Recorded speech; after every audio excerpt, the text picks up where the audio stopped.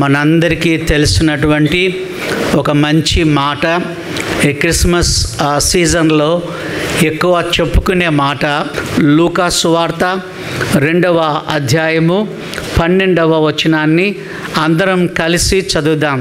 దానికి ఇదే మీకు ఆనవాళ్ళు, ఒక శిశువు పొత్తిగుడ్డలతో చుట్టబడి ఒక తొట్టిలో పండుకొని ఉండుట మీరు చూచెదరని వారితో చెప్పాను.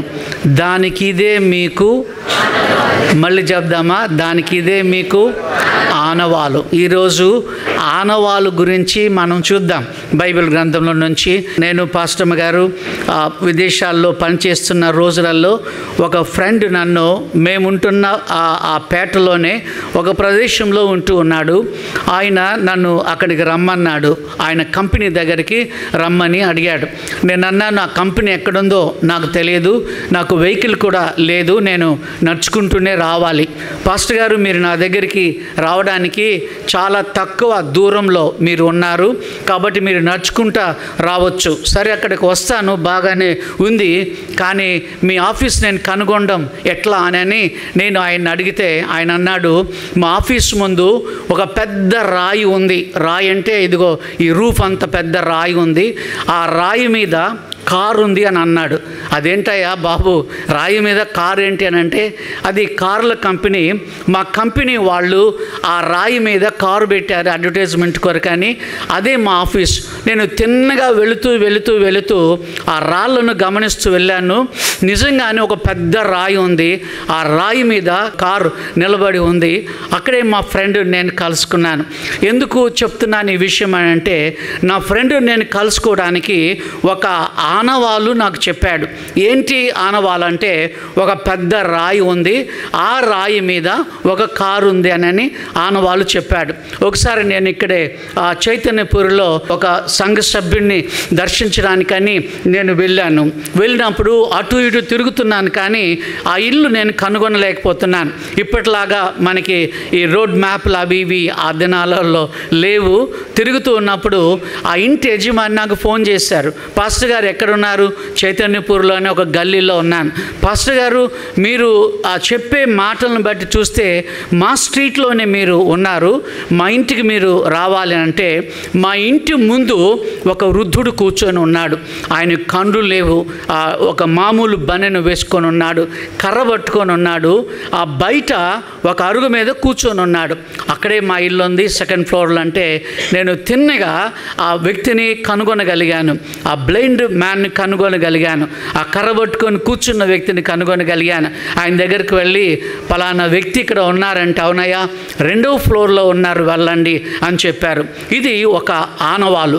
ఏంటి ఆనవాలు అంటే, ఒక అంధుడు కూర్చొని ఉన్నాడు, కర్ర పట్టుకొని ఉన్నాడు అని ఒక ఆనవాలు చెప్పారు.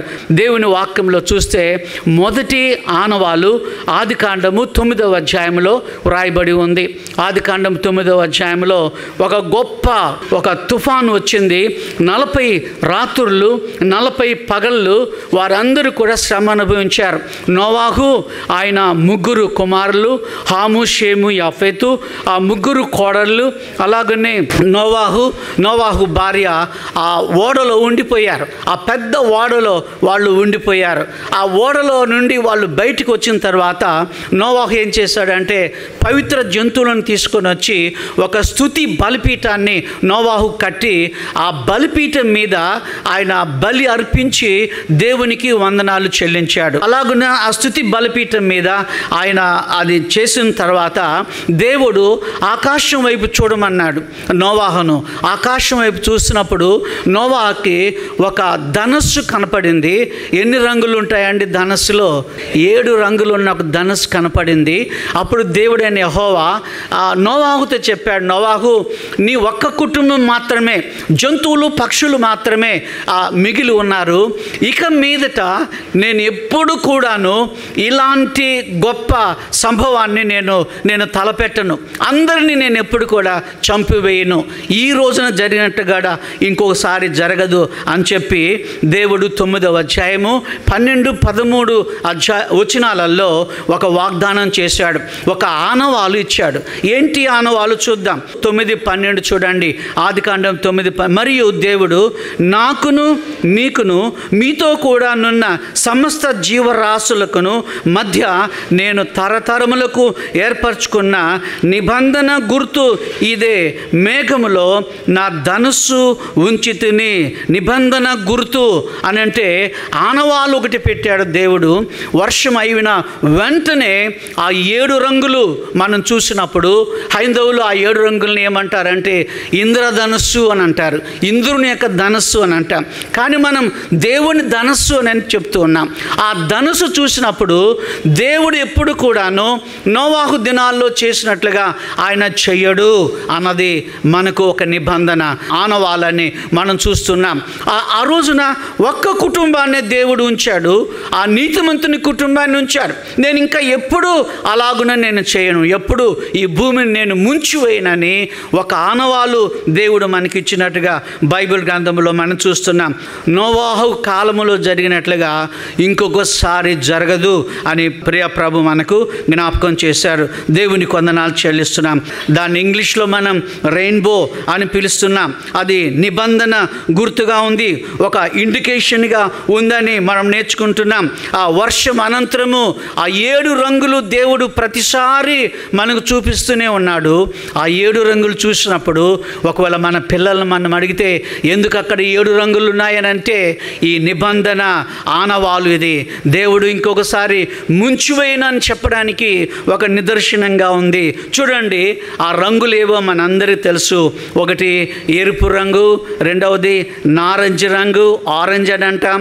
మూడవది పసుపు రంగు, అలాగనే ఆకుపచ్చ రంగు, నీలం రంగు అనగా బ్లూ, అలాగనే నీలిమందు రంగు, వైలెట్ కలర్, ఇవన్నీ కూడాను 7 రంగులు అందులో ఉంచారు. ఆ 7 రంగులను దేవుడు ఉంచి అందమైనటువంటి ఆ ధనస్సును, ఆ రెయిన్బోను దేవుడు మన దగ్గర ఉంచాడు. 7 అనే మాటకు చాలా ప్రాముఖ్యత బైబిల్లో ఉంది. మీ అందరికి కూడా బాగా తెలుసు. 7 అనే సంఖ్య క్రైస్తవులు ఎక్కువ వినియోగించుకుంటూ ఉంటారు. ప్రభు వందనాలు చెల్లిస్తున్నాం. మనం నేర్చుకున్న మొదటి విషయం ఏంటంటే వాగ్దాన ఆనవాలు. వాగ్దాన ఆనవాలు మొదటి విషయం. దేవుడు ఒక ఆనవాలు ఇచ్చాడు, ఇంకొకసారి లోకాన్ని నేను ముంచివేయను, ఇంకొకసారి నోవా కాలంలో జరిగినట్లుగా జరగదు, నేను మిమ్మల్ని బ్రతికిస్తానని ఆయన వాగ్దానం చేశాడు. రెండవ ఆనవాలు మనం చూద్దాం. యెహోషువ గ్రంథంలో మీరు గమనించండి. యెహోషువ గ్రంథంలో మీరు చూడండి 2వ అధ్యాయము, జాషువా 2nd చాప్టర్లో మీరు చూడండి 2వ అధ్యాయము 12-13 వచనాలలో 2వ ఆనవాలు మనకు కనపడుతూ ఉంది. ఆనవాలు ఏంటో బైబిల్లో చాలా స్పష్టంగా వ్రాయబడి ఉంది. అందరం గట్టిగా చదువుదామా? 2:12 యెహోషువ గ్రంథము 2:12 నేను మీకు ఉపకారము చేసితిని గనక మీరును నా తండ్రి ఇంటికి ఉపకారము చేసి నాకు నిజమైన ఆనవాలు ఇచ్చి నా తండ్రియు నా తల్లియు నా అన్నదమ్ములను నా అక్క చెల్లెండ్రును వారికి కలిగి ఉన్న వారందరూ చావకుండా బ్రతుకనిచ్చి అని చెప్తా ఉన్నారు. నిజమైన ఆనవాలు అంటుంది. రాహాబు చెప్తున్న మాటలు ఇది. రాహాబు ఏం చెప్తుంది?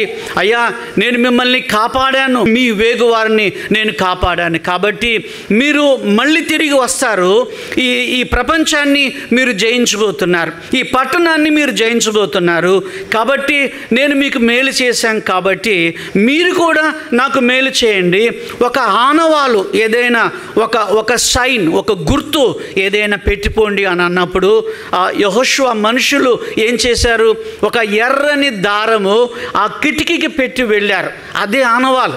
అప్పుడు యెహోషువ మనుషులు ఆ పట్టణాన్ని జయించడానికి వచ్చినప్పుడు ఆ ఎర్రని దారం చూసి రాహాబు యొక్క కుటుంబం అంతటిని కాపాడినట్టుగా బైబిల్లో ఉంది. ఇక్కడ చూడండి, నా తండ్రి ఒకటి, తర్వాత నా తల్లి మూడవది, నా అన్నదమ్ములు నాలుగవది, నా అక్క చెల్లెండ్రు ఐదవది, వారికి కలిగి ఉన్న వాళ్ళందరూ అనగా వాళ్ళ అత్తయ్య ఉండొచ్చు, మామయ్య ఉండొచ్చు, కోడళ్ళై ఉండొచ్చు, పిల్లై ఉండొచ్చు, మనవళ్ళై ఉండొచ్చు, మనవరాండ్రై ఉండొచ్చు. ఈ రాహాబుకు ఎంత పెద్ద ఇల్లు ఉందో ఆ ఇల్లు అంతటిని నింపేసుకుంది. ఎందుకంటే అందరూ చావబోతున్నారు, కానీ ఒక్క ఇల్లు మాత్రము చావడం లేదు. అది రాహాబు ఇల్లు. ఆ ఇంటికి ఒక ఎర్రని దారము కట్టబడి ఉంది. ప్రియమైన దేవుని బిడ్డలారా, ఈ రోజున నీవు నేను మరణానికి అప్పగించకుండా రహాబు ఇంట్లో ఉన్నట్టుగానే మనందరం ఉన్నాం. కారణం ఏంటంటే అక్కడ ఉన్నటువంటి సిలువ. ఆ సిలువ మీద యేసుస్వామి నీ కొరకు నా కొరకు చనిపోయాడు. ఈ దారాన్ని నీకు నాకు గుర్తుగా ఇచ్చాడు. ఇశ్రాయేలు కూడా వారు తలుపుల మీద ఒక సిలువ గుర్తు వేసుకున్నారు. ఆ రక్తమును చిందించి ఆ రక్తాన్ని ఒక చిన్న పాత్రలో ఉంచి ఒక కుంచె తీసుకొని ఆ ద్వారబంధముల మీద ఎర్రని గీతలు వాళ్ళు గీసుకున్నారు. అందువలన మరణదూత వారిని దాటి వెళ్ళిపోయినట్టుగా బైబిల్ గ్రంథంలో మనం గమనిస్తున్నాం. ఆమె అంటుంది, ఒక నిజమైన ఆనవాలు నాకు ఇవ్వండి, ఒక నిజమైన ఆనవాలు నాకు ఇవ్వండి. నేను చావడానికి వీల్లేదు, నా పిల్లలు చావడానికి వీల్లేదు, నా తండ్రి నా తల్లి అలాగనే నా అత్తమామలు ఎవరు చనిపోవడానికి వీల్లేదు. చూడండి, ఈ రాహాబు ఒక పాప మార్గములో ఉన్నటువంటి ఒక మహిళ. ఆమెకి ఎంత భారం ఉందో చూడండి. అత్త నశించిపోవడం ఆమెకి ఇష్టం లేదు, మామగారు నశించిపోవడం ఇష్టం లేదు, అమ్మ నశించిపోవడం ఇష్టం లేదు, నాన్నగారు నశించిపోవడం ఇష్టం లేదు, అన్నదమ్ములు అక్క చెల్లెండ్రు నశించిపోవడం ఇష్టం లేదు. చాలా పర్యాయాలు మన ఇండ్లల్లో కూడా మారు మనసు పొందని చాలామంది ఉన్నారు. వాళ్ళందరి గురించి రహాబులాగా, ప్రభువా నా ఇంటి అంతటికి కూడా ఒక ఎర్రని దారము ఆనవాలుగా ఇమ్మని ఎప్పుడైనా మనము ప్రార్థన చేస్తూ ఉన్నామా? పోతే పోయారు నరకానికి అని మనం అనుకుంటాం. కానీ ప్రియమైన బిడ్డలారా, రాహాబు తన కుటుంబం అంతటిని రక్షించి ఇశ్రాయేల్ దేశానికి వచ్చింది. దేవుని పిల్లలతో ఉండడానికని వచ్చింది. దేవుని బిడ్డలతో ఉండిపోయింది. దేవుని బిడ్డల్లో ఒక వ్యక్తిని ఆమె వివాహం చేసుకుంది. యేసుక్రీస్తు ప్రభు యొక్క మరి వంశావళిలో మత్తయి సువార్త 1వ అధ్యాయంలో రాహాబు పేరు మనకి కనబడతా ఉంది. 2 ఆనవాళ్ళు గమనించాం. నోవాహు కాలంలో వాగ్దాన ఆనవాలు, రెండవది రాహాబు కాలంలో నిజమైన ఆనవాలు. ఆమె చెప్తుంది, నేను మీకు ఉపకారము చేసితిని గనక మీరును నా తండ్రి ఇంటికి ఉపకారం చేసి నాకు నిజమైన ఆనవాలు అని అంటుంది ఆమె. నిజమైన ఆనవాలు చెప్దామా? ఏ ఆనవాలండి? నిజమైన ఆనవాలు. ఏంటి ఆ నిజమైన ఆనవాలంటే ఎర్రని దారము నా కిటికీకి ఉంచమని ఆమె చెప్తా ఉంది. 2వ అధ్యాయం 18వ వచనములో ఆ ఎర్రని దారము కట్టినందువలన యెహోషువ మనుషులు వచ్చి ఆ ఇంట్లో వాళ్ళందరినీ రక్షించి వారు తీసుకొని వెళ్ళిపోయారు. 3వ ఆనవాలు చూద్దాం. క్రిస్మస్ దినాలలో 3వ ఆనవాలు మొదటి సమూయేలు గ్రంథము 17వ అధ్యాయము 18వ వచనాన్ని తెరచి ఉంచండి. మరియు ఈ 10 జున్ను గడ్డలు తీసుకొని పోయి వారి సహస్రాధిపతికి ఇమ్ము. నీ సహోదరులు క్షేమముగా ఉన్నారో లేదో సంగతి తెలుసుకొని వారి యొద్ద నుండి ఆనవాలు ఒకటి తీసుకుని రమ్మని చెప్పి పంపెను. ఏం తేవాలటండి? ఆనవాలు, ఒక గుర్తు తెమ్మంటున్నాడు. ఎవరంటున్నారండి ఈ మాట? చెప్తారా? ఎవరు? యెషయా అంటున్నాడు. యెషయా ఎవరు? దావీదు వాళ్ళ నాన్నగారు. యెషయా దావీదు వాళ్ళ నాన్నగారు.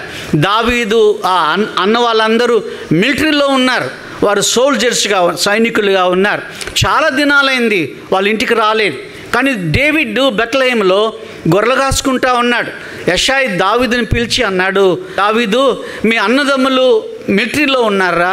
వాళ్ళు ఇంటికి రాక చాలా రోజులైంది. వాళ్ళు ఏమయ్యారో మనకి ఆనవాళ్ళు ఏమీ లేదు, కబురు ఏమీ లేదు. నువ్వు వెళ్ళు, దయచేసి వెళ్ళి వాళ్ళ విషయం కనుక్కోండిరా. ఆరోగ్యంగా ఉన్నారా? సజీవంగా ఉన్నారా? దెబ్బలతో ఉన్నారా? వారందరూ సైనికులుగా ఉన్నారు. సౌలు రాజు కాలంలో వాళ్ళందరూ సైన్యంలో ఉన్నారు, బలాఢ్యులు, బలవంతులు. అప్పుడు ఆయన ఏం చేశాడు అని అంటే ఇవి తీసుకెళ్ళమన్నాడు. యెషయా వాళ్ళ అన్న వాళ్ళకి ఏం తీసుకెళ్ళమన్నాడు?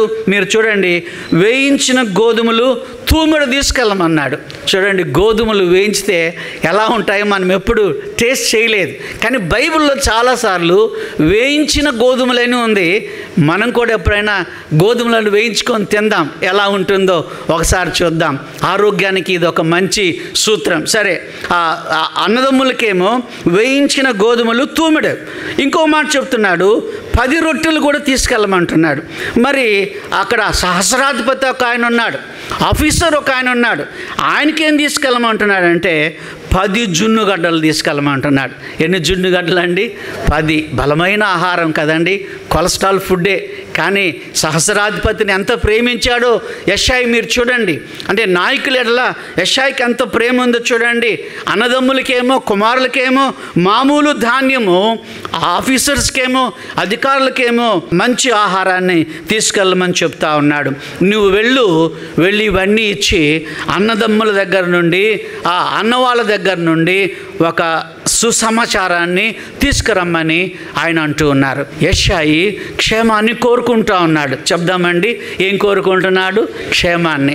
మనం కూడాను మన ప్రియులు, మన బంధువులు, మన స్నేహితులు ఎవరైనా ఉంటే క్షేమాన్ని కోరుకోవాలి. ఏం కోరుకోవాలండి? క్షేమం కోరుకోవాలి. యేసు ప్రభుల వారు ఆ మరణం నుండి లేచిన తర్వాత ఆయన 2 మాటలు చెప్పాడు. మొట్టమొదటిసారిగా ఆయన తెల్లని వస్త్రములతో తన శిష్యులకు ప్రత్యక్షమై 2 విషయాలు చెప్పాడు. మీకు క్షేమం అని అన్నాడు, మీకు శుభం అని చెప్పాడు. ఏమన్నాడండి? మీకు క్షేమం, మీకు శుభం అని చెప్పాడు. చూడండి, మనం కూడాను మన బంధువులు ఎవరైనా ఇల్లు కొనుక్కుంటే సంతోషపడాలి, లేకపోతే కారు కొనుక్కుంటే సంతోషపడాలి. మన కుటుంబీకుల్లో, మన బంధువుల్లో ఎవరైనా మారు మనసు పొందితే ఆ క్షేమం గురించి సంతోషపడాలి. అంతేగాని ఎక్కువ కుళ్ళు పెట్టుకోవద్దు, హృదయంలో అసూయ పెట్టుకోవద్దు. ఎందుకంటే నా రక్త సంబంధికులలో ఇలా దీవించబడ్డారు. యెషయా చూడండి, ఆ పిల్లల విషయమై ఆయనకి ఎంత శ్రద్ధ ఉందో. మరియు ఈ 10 జున్నుగడ్డలు తీసుకొని పోయి వారి సహస్రాధిపతికి, నీ సహోదరులు క్షేమంగా ఉన్నారో లేదో సంగతి తెలుసుకొని వారి యొద్ద నుండి ఆనవాళ్ళు ఒకటి తీసుకొని రమ్మని చెప్పాను అని బైబిల్లో చూస్తున్నాం. ఒక నాన్నగా దావీదును పంపిస్తే కుమారుల యొక్క క్షేమాన్ని గురించి వాకపు చేసుకొని రమ్మని చెప్తా ఉన్నారు. నెహెమ్యా ఆ దేవాలయాన్ని కట్టడానికి వెళ్ళినప్పుడు, గోడలు నిర్మించడానికి ఆయన వెళ్ళినప్పుడు రాజుగారు అనుమతి పొంది ఆ బంగారము, వెండి ఇవన్నీ తీసుకొని నెహెమ్యా వెళ్ళాడు. నెహెమ్యా వెళ్ళినప్పుడు నెహెమ్యా గ్రంథము 2వ అధ్యాయము 10వ వచనాన్ని మీరు గమనిస్తే అక్కడున్న మాట నేను చదువుతున్నాను బైబిల్లో నుండి. ఇశ్రాయేలుకు క్షేమము కలగజేయు ఒకడు వచ్చినని, అనగా నెహెమ్యా వచ్చినని విని బహుగా దుఃఖపడిరి. ఎవరు దుఃఖపడ్డారు? సన్బలటు అనేవాడు నంబర్ 1. రెండోవాడు టోబియా అనేవాడు, సన్బలట్ అనేవాడు, టోబియా అనేవాడు. ఇశ్రాయేలుకు క్షేమము కలగజేయు ఒకడు వచ్చినని విని బహుగా దుఃఖపడెను. ఎంత విచారకరమైన మాట అండి. మన బంధువులలో ఎవరైనా క్షేమంగా ఉంటే మనం సంతోషపడాలి. సన్బలటు ఆత్మ నీలో ఉండడానికి వీలు లేదు, అలాగనే టోబియా ఆత్మ మనలో ఉండడానికి వీలు లేదు. సంతోషించాలని దేవుడు తన వాక్యం ద్వారా నీకు నాకు చెప్తూ ఉన్నారు. దేవునికి వందనాలు చెల్లిస్తున్నాం. హల్లెలూయా చెప్దామండి. హల్లెలూయా గట్టిగా చెప్దామా? హల్లెలూయా. 3 ఆనవాళ్ళు గమనించాం. ఒకటి వాగ్దాన ఆనవాళ్ళు, రెండవది నిజమైన ఆనవాళ్ళు, మూడవది క్షేమకరమైన ఆనవాళ్ళు. దావీదుతో ఆయన అంటున్నాడు, మరియు ఈ జున్నుగడ్డలు తీసుకొని పోయి వారి సహస్రాధిపతికేమో నీ సహోదరులు క్షేమంగా ఉన్నారో లేదో సంగతి తెలుసుకొని వారి యొద్ద నుండి ఆనవాళ్ళు ఒకటి తీసుకొని రమ్మని చెప్తా ఉన్నాడు. ఆనవాళ్ళు కావాలి. మన సహోదరులు క్షేమంగా ఉన్నారన్న ఆనవాళ్ళు, నీ అన్నదమ్ములు క్షేమంగా ఉన్నారన్న ఆనవాళ్ళు, నీ అన్నదమ్ములు అక్షలేనరు మారు మనసు పొందారన్న ఆనవాళ్ళు విని నీవు నేను సంతోషపడాలని దేవుడు కోరుకుంటూ ఉన్నాడు. పాపం దావీదు ఏం చేశాడు? తన చిన్న గొర్రె మందను వేరే వాళ్ళకి అప్పగించి ఆయన సైన్యం చూడాలని అక్కడికి వెళ్ళి అన్నదమ్ములను పలకరించాడు. కానీ అన్నదమ్ములు ఆయన మీద అసూయపడి ఎందుకు వచ్చావురా, ఆ గొర్రెలు ఏం చేసి వచ్చావు అని విమర్శించారు. కానీ దావీదు అప్పటి యుద్ధంలో ఎంతో చక్కగా ఆ రాజుగారికి చిన్నవాడైనప్పటికీ కూడా ఆయన ఉపయోగపడ్డట్టుగా బైబిల్లో మనం చూస్తున్నాం. 4వ విషయాన్ని నేను మీకు జ్ఞాపకం చేస్తాను. కీర్తనల గ్రంథము 86వ కీర్తన 17వ వచనాన్ని చదువుదామా? యెహోవా, నీవు నాకు సహాయకుడివై నన్ను ఆదరించి ఉన్నావు. నా పగవారు చూచి సిగ్గుపడినట్లు శుభకరమైన ఆనవాలు నాకు కనపరచుము. ఏ ఆనవాలటండి? శుభకరమైన ఆనవాలు. మళ్ళీ చెప్దామా? ఏ ఆనవాలు? శుభకరమైన ఆనవాలు. దావీదు గొర్రెల కాపరి. దావీదు అనుకున్నంత చదువు కలిగిన వాడేమి కాదు. ఆయనకేమి డిగ్రీలు లేవు. ఆయన మామూలు గొర్రెల కాపరి. బెత్లెహేములో ఒక మామూలు గొర్రెల కాపరిగా ఆయన ఉన్నాడు. వీడెంత అని అనుకుంటా ఉన్నారు చాలామంది. వీడి జీవితం ఎంత అని అనుకుంటున్నారు చాలామంది. మా గ్రామంలో ఒక అబ్బాయి ఉండేవాడు. ఒట్టిగా జులాయిగా తిరుగుతూ ఉండేవాడు. వాడిని చూసి అందరూ భయపడేవాళ్ళు. వాడు ఇంటికి వస్తున్నారంటే కూడా బయట పెట్టే మాట్లాడేవాళ్ళు. ఒకనొక దినం ఒక 10 ఏళ్ళు వాడు కనపడలేదు. ఇటు పోయాడో ఏమో, మంచి షూస్ వేసుకొని వచ్చాడు, మంచి సూట్ వేసుకొని వచ్చాడు, బాగా చక్కగా తయారై వచ్చాడు. వాడి కటింగ్ మారిపోయింది, వాడి డ్రెస్ మారిపోయింది, వాడి ముఖం మారిపోయింది. చాలా చక్కగా, అరే వీడు ఫలానా వాడేనా? ఆశ్చర్యం కలిగింది. శత్రువుల దృష్టికి కూడాను దావీదు అలాగే ఉన్నాడు. ఎలా అంటే హాస్యాస్పదంగా ఉన్నాడు. ఎగతాళి చేసేవాడిగా ఉన్నాడు. ఎగతాళి చేస్తున్నారు అందరూ. మామూలు గొర్రెల కాపరి వీడు, ఆ ఎండలో తిరిగేవాడు వీడు, గొర్రెల వెంట తిరిగేవాడు. అయితే ఈ దావీదు ఏమంటున్నాడు? యెహోవా, నీవు నాకు సహాయకుడు అయి ఉన్నావు, నీవు నాకు హెల్ప్ చేశావు, అందుకోసమని నీకు వందనాలు. రెండవది, ఆదరిస్తూ ఉన్నావు. ప్రతి విషయంలో కూడా నీవు నన్ను ఆదరిస్తున్నావు. నా పగవారు చూచి సిగ్గుపడినట్లు శుభకరమైన ఆనవాలు నాకు కనపరచుము. పగవాళ్ళు చూసి సిగ్గుపడాలి. ఎందుకంటే దావీదు ఎంత ఉన్నతమైన పదవిలోనికి వచ్చాడో అని వాళ్ళు సిగ్గుపడాలి. దావీదు జ్ఞానం చూసి వాళ్ళు సిగ్గుపడాలి. దావీదుకున్నటువంటి యుద్ధ నైపుణ్యం చూసి వాళ్ళు సిగ్గుపడాలి. దావీదు కత్తి పట్టుకుంటే కొన్ని వేల మందిని చంపగలిగినటువంటి శక్తి కలిగినటువంటి వాడు డేవిడ్. అది చూచి వాళ్ళు ప్రభువా సిగ్గుపడాలి. కాబట్టి శుభకరమైన ఆనవాలు నన్ను చూచి మనుషులు ఆనందించేటట్టుగా చేయమని దేవుని వాక్యంలో రాయబడి ఉంది. 132వ కీర్తన 17వ వచనంలో దావీదు గురించి దేవుడు ఏం చెప్పాడు? 132వ కీర్తన 17వ వచనంలో అక్కడ దావీదునకు కొమ్ము మొలవ చేసేదను, నా అభిషక్తుని కొరకు నేను నచ్చట ఒక దీపము సిద్ధపరచున్నాను అంటున్నాడు. ఆయన కొమ్ము నేను హెచ్చిస్తాను. కొమ్ము హెచ్చించడం అంటే ఏంటి? అందరికంటే అత్యున్నతమైన స్థానంలో డేవిడ్ని ఉంచడం, ఒక సింహాసనం మీద డేవిడ్ని కూర్చోబెట్టడం, చక్రవర్తిగా డేవిడ్ను చేయడం. ఆయన కొమ్మును దేవుడు హెచ్చించినట్లుగా బైబిల్ గ్రంథంలో చూస్తున్నాం. కొమ్ము మొలవ చేసేదను అంటున్నాడు. నా అభిషక్తిని కొరకు నేను నచ్చడ ఒక దీపము సిద్ధపరుస్తాను అంటున్నాడు. దీపం అంటే వెలుగు. డేవిడ్ వెలుగులా ఉంటాడని ఆయన చెప్తా ఉన్నాడు. లూకా సువార్త 1వ అధ్యాయము 32వ వచనంలో కూడా దావీదు సింహాసనాన్ని గురించి చెప్పాడు. ఆ దావీదు సింహాసనం లూకా 1:32లో యుగ యుగములు అని రాయబడి ఉంది. చెప్దామండి, యుగ యుగములు. ఈరోజు కూడా దావీదు సింహాసనము మనకు కనపడుతుంది.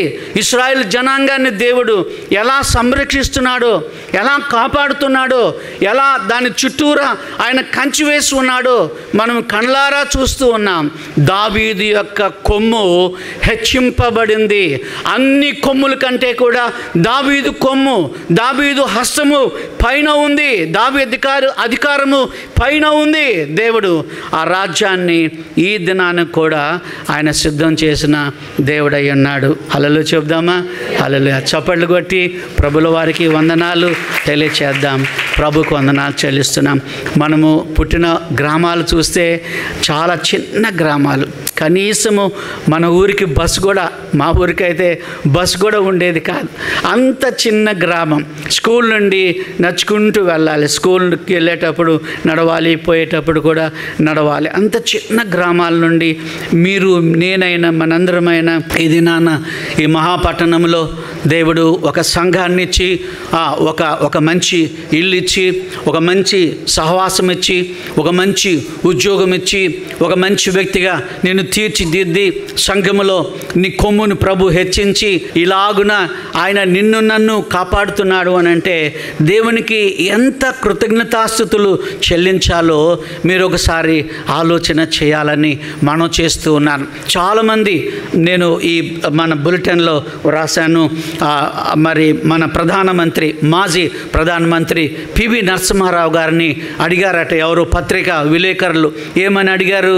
అయ్యా, క్రైస్తవులు మత మార్పిడులు చేస్తున్నారని చెప్తున్నారు, మరి మీరేమంటారని పివి నరసింహారావు గారిని అడిగితే పివి నరసింహారావు గారు చెప్పిన జవాబు మన బులెటిన్లో ఉంది, తర్వాత మీరు చదవండి. ఆయన ఏమన్నాడంటే, వాళ్ళు మతం మారుస్తున్నారో లేదో నాకు తెలీదు, ఆ మార్పిడి గురించి నాకు తెలియదు, అంతగా నేను దాని గురించి చెప్పలేను. కానీ ఒకటి చెప్తున్నాను ఏంటంటే, త్రాగుబోతులు నశించకుండా సత్మార్గంలోనికి వస్తున్నారు, దొంగలు ప్రభుని నమ్ముకుంటున్నారు, అలాగనే త్రాగుబోతులు, తిండిబోతులు, జుదగాళ్ళు వీరు మారు మనసు పొందుతున్నారు, మంచి మార్గంలోనికి వస్తున్నారు. అదొక్కటి మాత్రమే నేను చూస్తున్నాను అని చెప్తున్నారు. అవును, మన కొమ్ము హెచ్చింపబడింది. దేవుడికి వందనాలు చెల్లిస్తున్నాం. ఈ రోజున మీ పిల్లలు ఎంత మంచి ఉద్యోగాల్లో ఉంటున్నారో మీరు ఆలోచన చేయండి. కొంతమంది జీతాలు మనం అడిగితే కొన్ని లక్షల్లో చెప్తా ఉంటారు, 5 లక్షలు అంటారు, 6 లక్షలు అంటారు. ఎంత డబ్బు దేవుడు వాళ్ళకి ప్రసాదిస్తున్నాడు చూడండి. అనగా మన కొమ్ము హెచ్చింపబడింది. దేవునికి వందనాలు చెల్లిస్తున్నాం. నీ కొమ్ము నా కొమ్మును ఆయన హెచ్చించాడు. కొమ్ము అంటే బైబిల్ పరిభాషలో మనందరూ తెలుసు, అది అనగా ఎవరు కొమ్ము పైన ఉంటుందో వారు అత్యున్నతమైన స్థానములు ఉన్నట్లు దావీదు యొక్క కొమ్ము కూడా హెచ్చింపబడింది. దేవునికి వందనాలు చెల్లిస్తున్నాం. మొదటి విషయం ఏంటండి? వాగ్దాన ఆనవాలు. దేవుడికి వందనాలు. రెండవది నిజమైన ఆనవాలు. మూడవది క్షేమకరమైన ఆనవాలు. డేవిడ్ వాళ్ళ నాన్నగారు యెషయా గారు తీసుకురమ్మని చెప్తా ఉన్నాడు. అది శుభకరమైన ఆనవాలు. డేవిడ్కి శుభకరమైన ఆనవాలు కావాలి. ఎందుకంటే ప్రభువా ఒకప్పుడు నన్ను ఎక్కిరించారు, ప్రభు ఒకప్పుడు నన్ను తృణీకరించారు, ఒకప్పుడు నన్ను దగ్గరికి రానిచ్చేవాళ్ళు కాదు, వీడు పశువుల కాపరి కదండి, ఎంత దూరం పెట్టాలో అంత దూరం పెట్టారు. కానీ ఇప్పుడు వాళ్ళు నన్ను చూసి సిగ్గుపడేలాగన ఒక శుభకరమైన ఆనవాలు ఇమ్మని ఆయన దేవుణ్ణి కోరుకుంటున్నారు. దేవుడికి వందనాలు చెల్లిస్తున్నాము. దేవుడు నిన్ను నన్ను దీవించిన విధానాన్ని చూస్తే ఇది నిజంగానే దేవునికి వందనాలు చెప్పవలసిన వారమై ఉన్నాము. దేవునికి వందనాలు చెల్లిస్తూ ఉన్నాం. 5వ విషయం చెప్పి నేను వాక్య భాగాన్ని ముగిస్తాను. 5వ విషయం ఏంటి అని అంటే లూకా సువార్త 2వ అధ్యాయము 12వ వచనాన్ని చూడండి. దానికి ఇదే మీకు ఆనవాలు. ఒక శిశువు పొత్తిగుడ్డలతో చుట్టబడి ఒక తొట్టిలో పండుకొని ఉండుట మీరు చూచెదరని వారితో చెప్పాను. గొర్రెల కాపర్లకి దేవదూతలు చెప్తా ఉన్నారు. ఆనవాలు ఏంటండి? ఆనవాలు ఒక శిశువు తొట్టిలో పండుకొని ఉండడాన్ని మీరు చూస్తారు, ఒక పశువుల తొట్టిలో పడుకొని ఉండడాన్ని మీరు చూస్తారని చెప్తా ఉన్నారు. అంత మాత్రమే కాదు, ఆయనకి ఎలాంటి బట్టలు చుట్టబడి ఉంటాయంటున్నారండి? పొత్తి బట్టలు, పొత్తి గుడ్డలతో చుట్టబడి పశుల తొట్టిలో పారుండబెట్టబడి, పశుల తొట్టిలో పారుండబెట్టబడి శ్రీ యేసుండు జన్మించరేయిలో, శ్రీ యేసుండు జన్మించరేయిలో, నేడు బయాక బెత్లెహేం యూరిలో, నేడు బయాక బెత్లెహేం యూరి. క్రిస్మస్ వచ్చిందంటే మనకి కొత్త బట్టలు కదండి.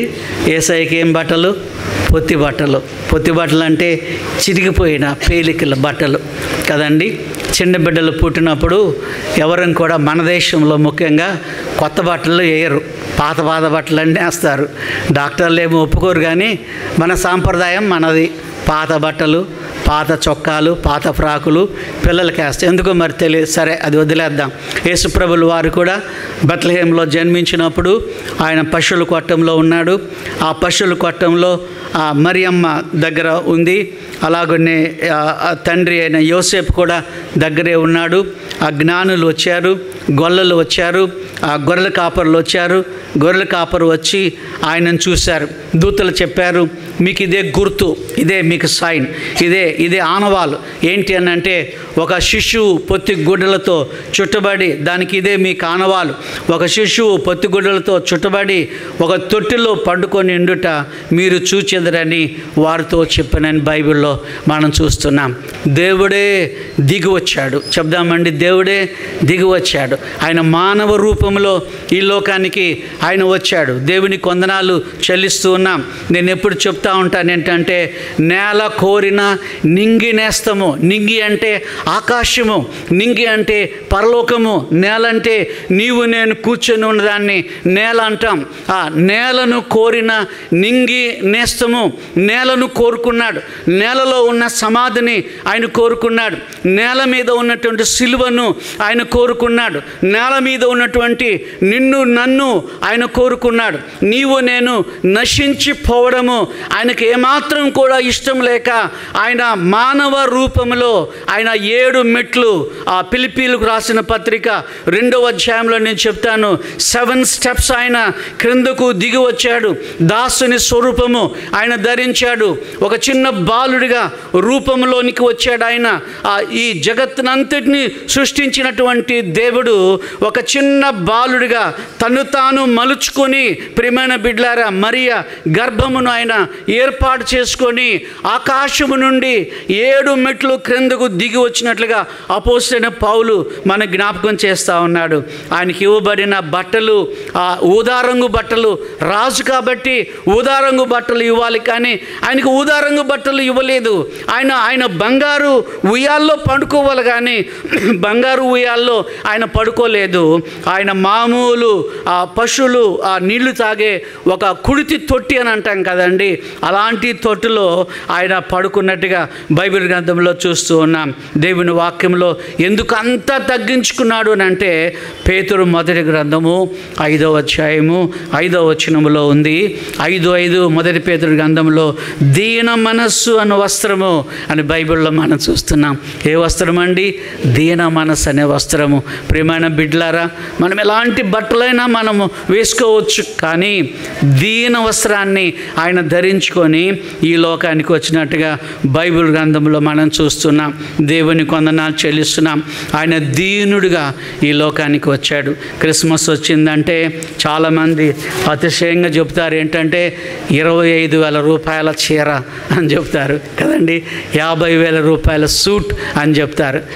మీరు కొనుక్కోండి పర్వాలేదు, కానీ మీరు ఎంత ధర పెట్టి కొనుక్కుంటున్నారు కదా. ఆ చలిలో కొంతమంది చలిలో దుప్పటి లేని వాళ్ళు ఉన్నారు, భిక్షమెత్తుకునేటటువంటి వారు ఉన్నారు, వితంతువులు ఉన్నారు, విధవరాండ్రు ఉన్నారు. మరి ఎంతోమంది దేవుని సేవకులు కనీసము చెప్పులు లేనటువంటి వాళ్ళను కూడా నేను చూశాను, కనీసము సైకిల్ లేనటువంటి వాళ్ళను కూడా నేను చూశాను. ప్రభు అంటున్నాడు, వాళ్ళందరి విషయమై మనము ఆలోచన చేయాలి. ప్రతి క్రిస్మస్ అప్పుడు నేను ఒక మాట చెప్తాను. ప్రతి క్రిస్మస్ దినాలలో మన ఇంటి ముంగిట, మన ఇంటి ముందు ఒక పేద లాజరు ఉంటాడు. చెప్దామండి, ఎవరండి? పేద లాజరు. ఎలా ఉన్నాడు పేద లాజరు? కురుపులతో నిండి ఉన్నాడు. రెండవది, వాని రక్తము ఏమి వచ్చి నాకుతున్నాయట? కుక్కలు వచ్చి నాకుతున్నాయి.